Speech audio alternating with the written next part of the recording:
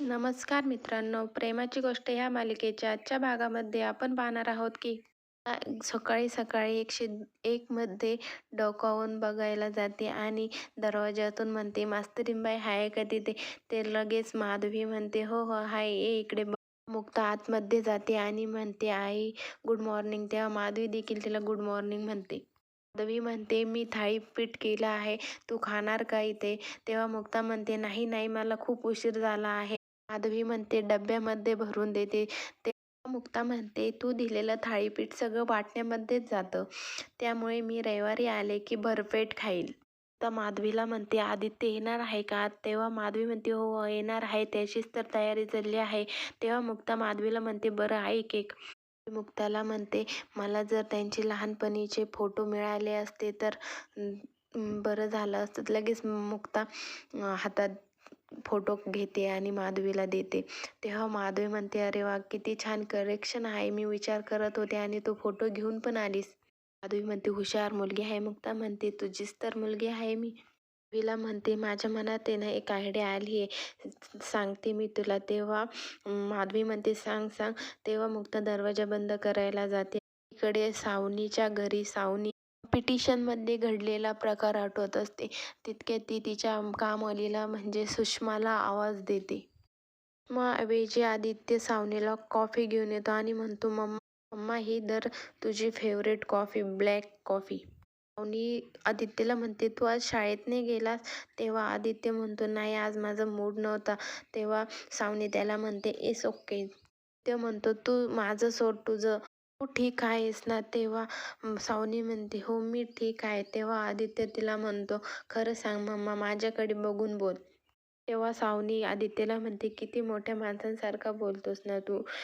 काही नाही, मला काही नाही झालं, मी थोडी डिप्रेशनमध्ये आहे, बाकी काही नाही. आदित्य सावनीला म्हणतो की, मम्मा तू माझं टेन्शन घेत नको जाऊ, तुझं सगळं टेन्शन मला दे आणि तू हॅप्पी राहा.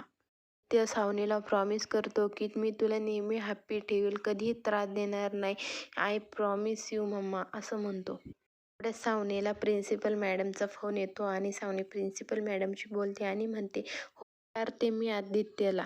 आदित्य म्हणतो की, काय म्हणत होत्या प्रिन्सिपल मॅडम? ती आदित्यला म्हणते की, प्रिन्सिपल मॅडम बोलत होत्या, तू जे काउन्सिलिंग करतो ना, ते तुला कंटिन्यू करावं लागेल. तेव्हा आदित्य म्हणतो की, नाही मम्मा, मला खूप बोर होतं तिकडे, आपण त्यापेक्षा हॉटेलला जाऊयात ना.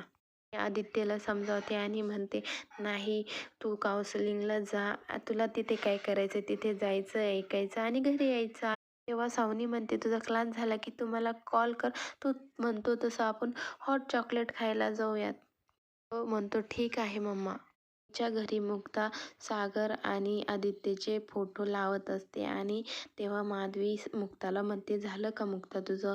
केव्हा येईल आता तो? मुक्ता म्हणते, हो झालं. तेव्हा माधवी म्हणते, काय चाललं असेल काय माहिती त्याच्या डोक्यामध्ये. तेव्हा माधवी मुक्ताला म्हणते, हे बघ मुक्ता, त्याला थोडा जरी अंदाज आला ना हे सगळं तू केलं आहेस, हे सगळं फिसकटेल. खूप हट्टी मुलगा आहे सागर रावांसारखा. हर्षवर्धन आणि सावनीने तर खूप वाईट संस्कार केले आहेत त्याच्यावरती. करेक्शन त्याला जर कळलं ना, तर हे सगळ्याचा राग तो तुझ्यावर काढेल मुक्ता, तुला कळतं का? मुक्ता माधवीला म्हणते, तू बस बरं खाली आधी.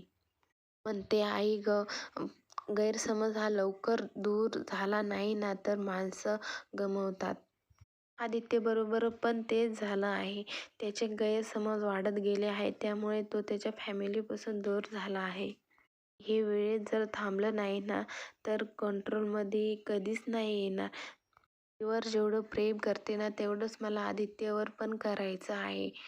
ते प्रेम साई डिझर्व करते, तेच प्रेम तो डिझर्व नाही करत आहे. मी मी त्याच्या आईची आणि त्याची शत्रू आहे असंच वाटतं. तर तू आणि मी कोण आहे हे त्याला कळू देऊ नकोस. माधवी म्हणते, हो ठीक आहे. इकडे सावनी झोपलेली असते आणि हर्षवर्धन येतो आणि म्हणतो, झाली का अनारकलीची सकाळ, झाली का? डान्सिंग, मेकअप, मॉडलिंग करून झाली का तिची? मारत असतो सावनीला तो. करून झालं असेल तर मुद्द्याविषयी बोलूयात का आपण? ते ऐकव, तू पण मलाच ऐकव, सगळी माझीच चूक आहे. वर्धन म्हणतो, नाही नाही, माझीच चूक आहे. मीच तुझ्या सौंदर्यावर, तुझ्या कॉन्फिडन्सवर, तुझ्या विचारांवर विश्वास ठेवला ना. नाचगाणी करून बिझनेस होत नाही, तरीही मी तुझ्यावर सोडून दिलं. मी हारलो आणि सागर जिंकला. कळतंय का? आपण सगळ्यांसमोर हारलोय. हर्षवर्धन म्हणतो, आता नवीन प्लॅन करायला हवा.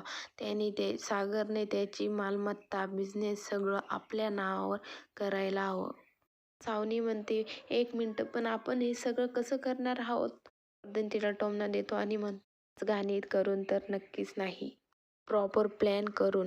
मी सांगतो तसं हे बिझनेसचे इम्पॉर्टंट पेपर आहेत. आणि याच्यावर आपल्याला सागरच्या सह्या हव्या आहेत. ते सगळं सावनीला सांगत असतो. ह्या तू घ्यायच्या आहेस. परत मला विचारू नको त्या कशा घ्यायच्या ते. सावनी म्हणते, पण हे कसं शक्य आहे? हर्षवर्धन सावनीला म्हणतो, सावनी, तू अजूनही एक गोष्ट विसरते. तू त्या ऑफिसची बोर्ड मेंबर आहे, त्यामुळे तुला ऑफिसमध्ये जाण्यापासून कोणीही रोखू शकत नाही. पण हे काम तू हुशारीने कर, त्याला कळू देऊच नकोस. एकदा का ह्या पेपरवर सह्या केल्यात की त्याची सगळी सूत्र आपल्या हातात येतील. सावनी म्हणते, मी तयार आहे. सागर जे काय माझ्याशी वागला आहे त्याचा सूड घ्यायला. दुसरीकडे आदित्य माधवीच्या बिल्डिंगच्या खाली येत. मुक्ता माधवीच्याच घरात असते. तितक्यात तिला क्लिनिकमधून कॉल येतो. इमर्जन्सी क्लिनिकमध्ये बोलवलेलं असतं तिला. मुक्ता तिथून निघते आणि माधवीचा निरोप घेते. माधवी तिला म्हणते, नीट जा, काळजी घे. आणि आदित्य समोरासमोर येणार तेच आदित्यचा फोन विसरलेला असतो ते त्याला आठवतं आणि तो पुन्हा मागे फिरतो आणि लिफ्टमध्ये जातो. दुसरीकडे सागर त्याच्या ऑफिसमध्ये इम्पॉर्टंट कॉलवर बोलत असतो. मी त्याला म्हणतो, मग दादूस इथे साईन कर रे, खूप इम्पॉर्टंट आहे. सावनी बघत असते आणि सावनी तिचा डाव साधण्याचा प्रयत्न करत असते. सागरच्या कॅबिनमध्ये जात असताना सावनी बघते आणि मिहीर म्हणत असतो, या सगळ्या फाईल मी इथे टेबलवर ठेवतो, म्हणजे दादूस आला की त्यावर साईन करेल. मिहीर निघून गेल्यानंतर सावनी ती लगेच सागरच्या कॅबिनमध्ये घुसते आणि तेथील एका फाईलमध्ये तिचे सर्व कागद घालते. थोड्यात सागर तेथे येतो आणि सावनीला म्हणतो, इथे काय करतेस तू? आणि सावनी लगेच गडबडते.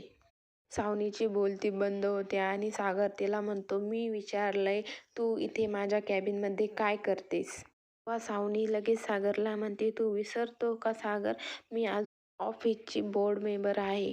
मला या ऑफिसमध्ये येण्यापासून कोणीही रोखू शकत नाही. तेव्हा सागर सावनीला म्हणतो, माझ्या परवानगीशिवाय माझ्या कॅबिनमध्ये यायचं नाही. आणि सावनी तिथून निघून जाते.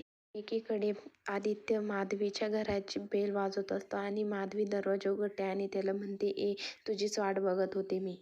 आणि माधवी आदित्यला म्हणते, बस, मी तुझ्यासाठी पाणी आणते. माधवी पाणी आणायला निघून जाते. तेवढ्यात त्याने लावलेल्या सागर आणि आदित्यच्या फोटोकडे जाते आणि तो तिथून उठतो आणि त्या फोटोपाशी जातो. तो तिथे जाऊन फोटो बघत उभा राहतो आणि माधवी पाणी घेऊन येते. त्याच्याकडे बघत उभा राहते आणि मनातच म्हणते की आठवणी देखील किती कमाल असतात. सगळे वरखडे, सगळे वन भरून काढतात. ह्या बाळाच्या मनातील जखमा देखील लवकरात लवकर भरून निघो. आणि ती आदित्यला म्हणते, आदित्य. तेव्हा आदित्य माधवी जवळ येतो आणि म्हणतो, हे फोटोज तुम्हाला कुठून मिळालेत? तेव्हा माधवी म्हणते, या फोटोत जो माणूस आहे ना, तुझे पप्पा, त्यांच्याकडून मिळाले. गोड आहेत ना फोटो?